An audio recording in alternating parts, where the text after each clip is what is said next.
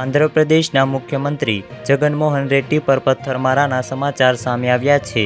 વિજયવાડામાં બસ પ્રવાસ દરમિયાન મુખ્યમંત્રી જગનમોહન રેડ્ડી પર પથ્થરમારો કરવામાં આવ્યો હતો। આ હુમલો ત્યારે થયો જ્યારે તે લોકોને શુભેચ્છા પાઠવી રહ્યા હતા।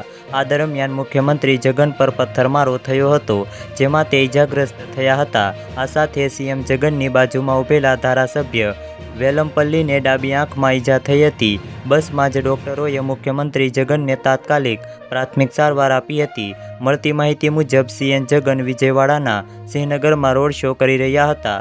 તેઓ અહીં મેમથા સિંધમ બસ પ્રવાસ માટે આવ્યા હતા। તે બસમાં લોકો તરફથી શુભેચ્છાઓ સ્વીકારી રહ્યા હતા।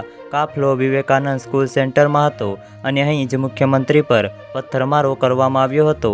આ દરમિયાન એક પથ્થર તેની ભમર ઉપર તેના માથા પર વાગ્યો હતો, જેના કારણે તેમને ઈજા થઈ હતી અને લોહી વહેવા લાગ્યું। આ પછી તરત જ તેમને બસમાં પ્રાથમિક સારવાર આપવામાં આવી હતી। તો વધુ માહિતી મેળવવા માટે ચેનલ સાથે જોડાયેલા રહો।